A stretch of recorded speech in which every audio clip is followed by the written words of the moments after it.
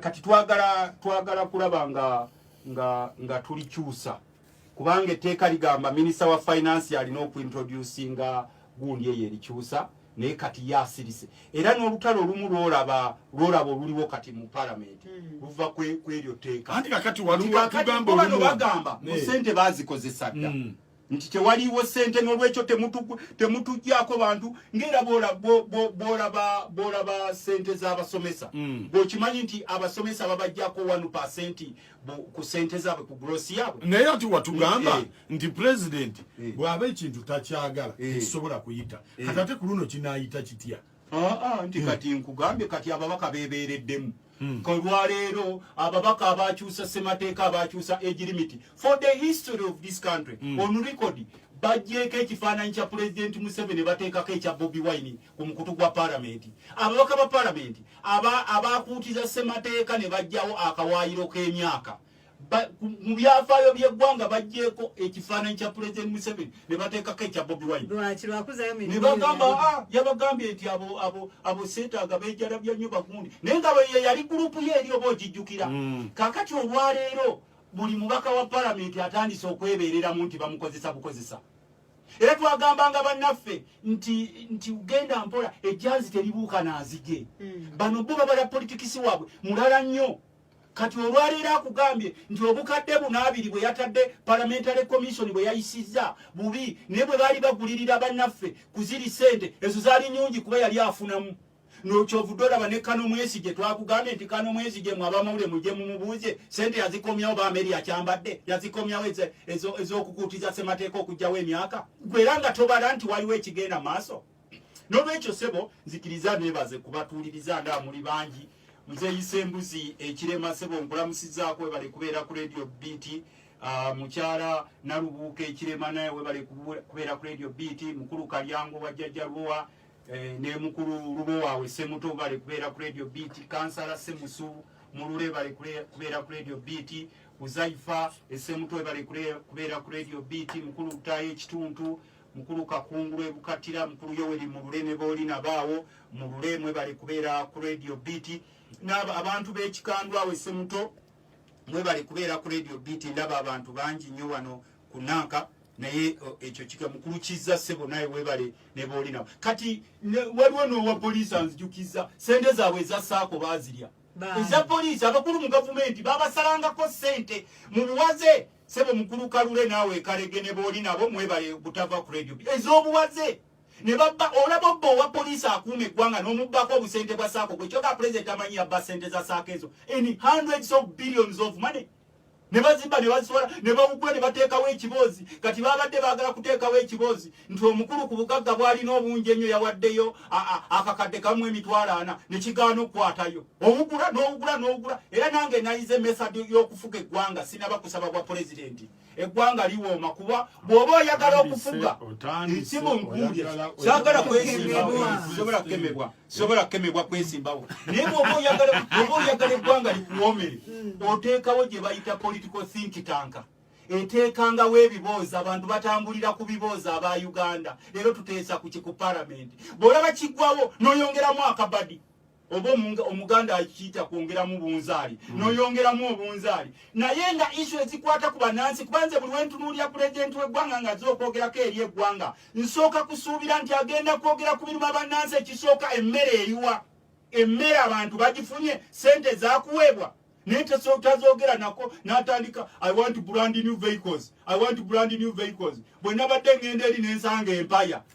eno n'engitomera nyiri empaya gyeno mbwe empaya y'embuzi munyiri empaya gyeno n'amala n'atandika okusomesaawo n'asomesa nga we mwebako otulo nga teri asobola nakumuga kiseruganda ezo ebyempaya obyogera naye emmere yaffe eriwa emmere gye bakuŋŋaanya eriwa ssente ze baakuwa nga palamenti bilioni 5.9 ziriwa ssente European Union ze yakuwa ziriwa ne zino zonna ezikuŋŋaanyizibwa kaakati bano bannansi bennyini boolaba siba mu biboozibozi ze bagenda okubagulirira mu kalulu nga buli omu bamuwaayo 5,2 genda wali oguleyo akanankananka bakyamukemu bayiseyise eno bakyamukemu mbadde nkubuulira ekyabasomesa gwokimanyi nti abasomesa abasinga bagenda mu luwumula olukake nga bakafuna omwezi gumu gwokka naye owulirayo aboogerera nti banna abasomesa nga bali bubi nnyo balina ekibiina kyabwe ekya UNATU lwaki aba UNATU basirise gwali owulidde pulezidenti ng'ayogera ku renti sente za renti n'avayo n'azoogerako nti bannange olw'okuba njogera eri eggwanga bannange abantu baffe tebakola twaggalawo tewali kikola renti yeno solution wawulidde ng'avaayo n'ayogera busimbalaala ku mabanja oba lonizi nti bannange olw'okuba embeera eno eriwo bweti ne bweti lonizi tugenda zikola bwetu ne bwetu kuba abantu abasinga bizinesi zigaddewo naye abala bakyalina looni zaabwe zibatudde mu kifuba oli maderenda tomubuulira ebyo ntino nti waliwo abaggalawo lwaki temuteesa mu parliament ne muyita supplementary budget ebya supplementary byaweddewo birina moral and ethical question marks kakati yenagambye enkuba eryokanga n'etonya obusiisira nenda bwenkanya omyoyo twagambanga sipiika Kadaga nti olwaleero abasajja bano abejjayo sente z'eggwanga nga bikaseera bazitoya mu supplementary noyisa budget naye nga tekyalina makulu muba mwakagiisa bayisa buwumbi ababayambako okuyisa obuwumbi olaba bateekawo zi mega apartments mega houses basulanga abaloodi b'e Roma naye ng'obuuza ono omunaku ali ludda gw'obadde okimanyi nti olwaleero ne sente ze twayisa nga parliament supplementary zigende ziyambe mu malwaliro tezituukanga kankuwa ekyokulabirako n'ezaaba RDC ze nayogerako wano baazibabbyeko buli RDC twamu obukadde 73 baabawaddeko emitwalo 5 bano nevu sinawulira sente zonna atikati nkugambegwe eno binti bajulya buuza RDC sente ze wazifuna esente ezatuuka zaali ezi za disitulikiti ewakawo miliyoni 165 nebyo ekyo sinawulira nti yafunye sente naye twaziisa zonna ebyo babateeka ku bibozibozi mama tosobola kubanja mmere bakutadde ku kibozibozi genda obuuza abasajja abafuga eggwanga emuvanywa lw'emyaka 35 nga mufuga eggwanga nga pulezidenti atufuga wano tasasulanga ku musaala ku musolo tasasulanga ku sente z'amafuta tasasulanga ku renti tasasulanga ku school fees akakadde kano mu emitwalo 4 kasobola otuwa kale tetuganye wa kalesi naye zino sente ze bamuwadde ziragawa banansi abamu bali mu tulo twabwe nze ebigenda maaso sibitegeera munenjala enzita abalala babasasula nti tuyambeko munnamawulire oteekewo ekibozibozi kya palamenti Kadaga oyo tumukube bwe tubakuba palamenti ne tugigongobaza tujja kubanga tuyisaawo ebyaffe nakubuulirako wano nti okimanyi nti palamenti baali bagikako okgenda mu luwumula nembagamba nti palamenti baali bagikako okgenda mu luwumula tulina wano ebintu ebyobwerere mu ggwanga bannansi bye baali badde batakabirako amazzi gano ag'obwerere n'osigala ng'okyaleeta buli siiti amazzi zino leeka Victoria leeka Kyoga leeka ani zonna ezijjudde wano singa bannansi amazzi bafuna ga bwerere okumala emyezi nga 6 amasannyalaze seruganda amasannyalaze tugajjanira omukulu yatugamba tulina surplus negenda ombuulire oba yayogedde ku kyamasannyalaze buli kaseera njagala motoka mpya gw'omukulembeze ajja mu bantu enjala beeruma betta n'asaba motoka mpya gw'oba tomulengera kifaananyi kye n'akugamba nti ne bannaabagagga ennyo okubajjako 10 kyabwe kyangu nnyo okujja enkwa ku nte naye nga tobajjeeko 10 era bonna basirise olowooza tebaliiwo bo bagamuteekeewo ebibozibozi ebyo bwe batambula obudde bwe buggwayo bw'olaba ekibozibozi ekyo kiggwawo muteekewo ekirala ffe n'emmere tetujja kubawa babeereyo eyo mu mayumba baaliganye okukwata sente zino palamenti ze twabawa naye ne bagaba eno emmere gye tubawa nti yiinezi basiba abantu baleeta emmere abantu baleeta akawunga abantu baleeta omuceere abantu baleeta butto n'alibadde ensuubira buli musawo yenna mu ggwanga yalibadde yeeyagala naye ne sente zaabwe tezituukanga ku basawo ze twayisa olwaleero bakugambe tunuulira palamenti gy'oyita ejjuddemu embizi ate olugira nti embizi zituyambe okutuyisira anti kati bwe babayita buno obuvubuka bwe baagula bubuloga ku social media nti ezo mbizi abaka ba palamenti kubanga oli akugambye nti kankugule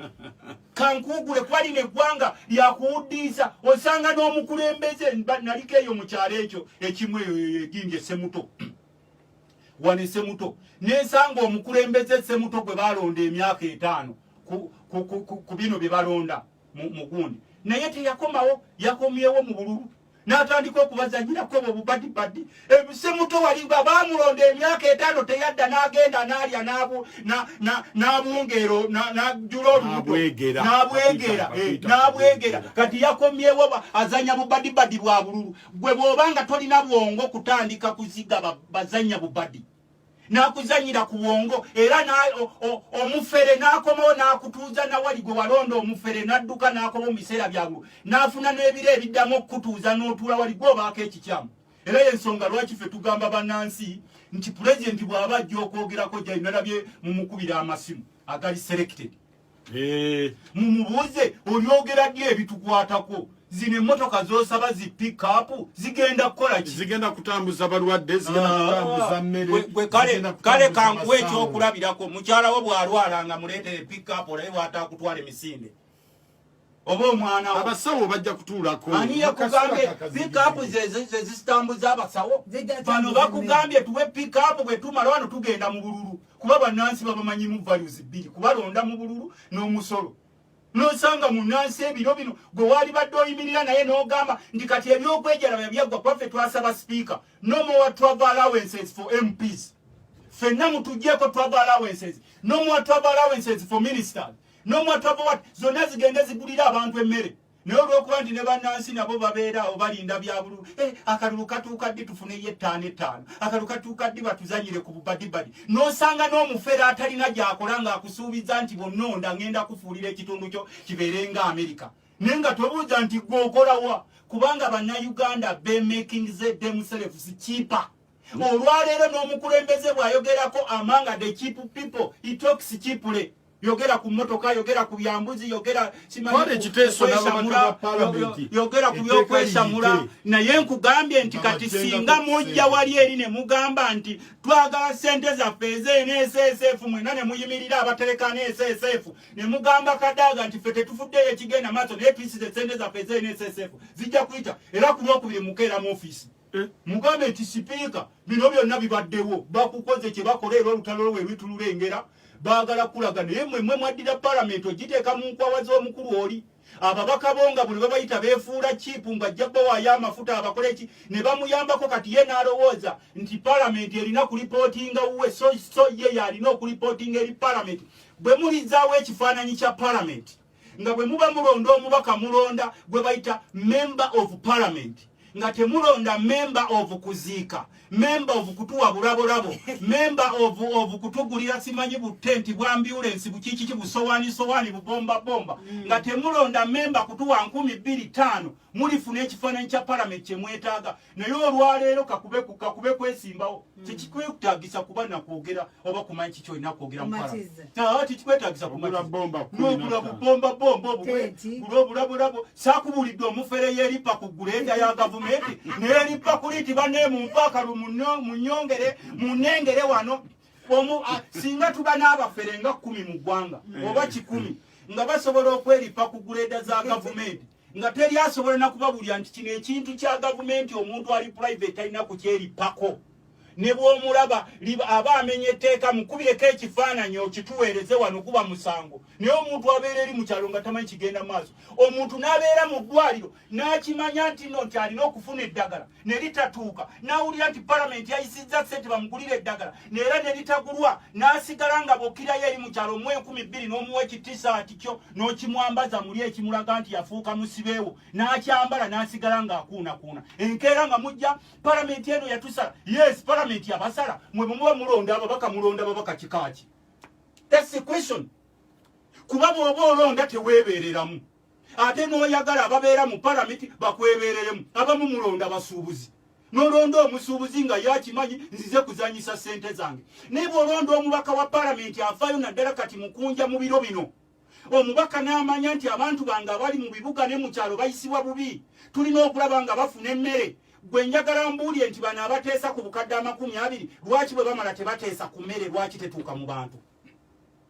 lwaki mwe ab'amawulire n'abali eyo ebbali temuteesa ku mmere buli lunaku ne mubeeranga bano abateesa ku bukadde 20 buli lunaku ne muteesa nti